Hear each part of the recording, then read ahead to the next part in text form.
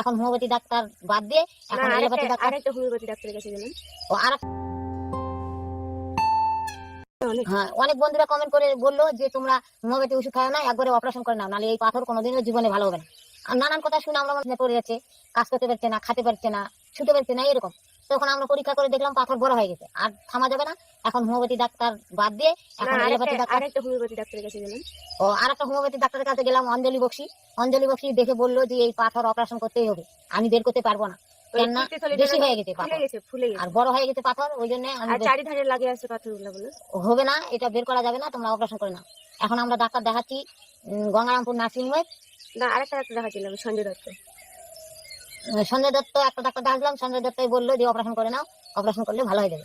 এখন নার্সিংহোমে ওই ডাক্তারটা আবার হয়েছিল, ওই ডাক্তারটা অপারেশন করছে, আবার পেটটা বের করে আমাকে আবার দেখালো। আচ্ছা যাই হোক, দেখায় সাহস দিয়েছে। এখন আমরা করছি যে না হবে না আর। এখন ডাক্তারবাবু রক্ত দিতে চাইছে, কালকে আজকে যাবে নার্সিংহোমে ভর্তি হবে। শিলিগুড়ির ডাক্তার এটা রাজেশ গোয়েল। শিলিগুড়ির ডাক্তার রাজেশ গোয়েল ওই দেখিচ্ছে। এখানে আমার হাবলানি দাস, এখানে আমার একটা মামি আছে, ওর টিউমার হয়েছিল, ওই টিউমার অপারেশন করেছে রাজেশ গোয়েল ওই গঙ্গারামপুর সুস্পর্শ নার্সিংহোমে। গঙ্গারামপুর সুস্পর্শ নার্সিংহোমে তো অপারেশন করেছে, ওই জন্য আমরা বলেছি যে ওখানে আমরাও করবো। ওখানে বলে খুব ভালো ডাক্তার, ভালো আছে, তার মধ্যে সুযোগ সুবিধা ভালো আছে।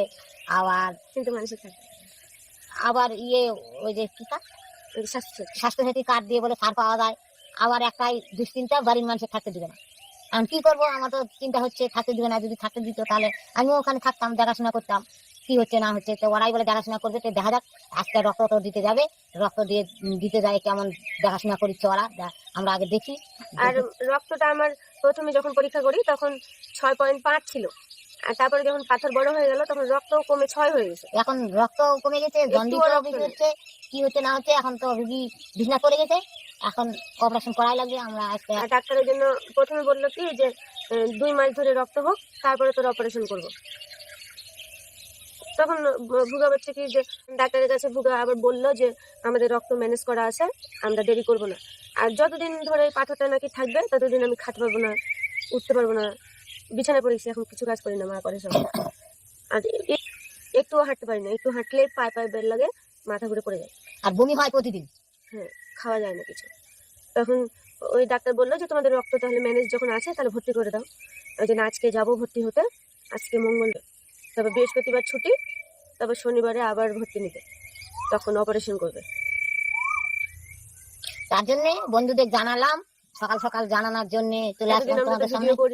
এতদিন তো আমরা ভিডিও করিনি, আর এখনো আর ভিডিও করবো না, যতদিন সুস্থ না হবে ততদিন আর ভিডিও দিতে পারবো না। তোমরা সবাই ভালো থাকো, সবাই আশীর্বাদ করো, আলপনা তাড়াতাড়ি ভালো হয়ে আসুক, আমরা যেন আবার ভিডিও দিতে পারি।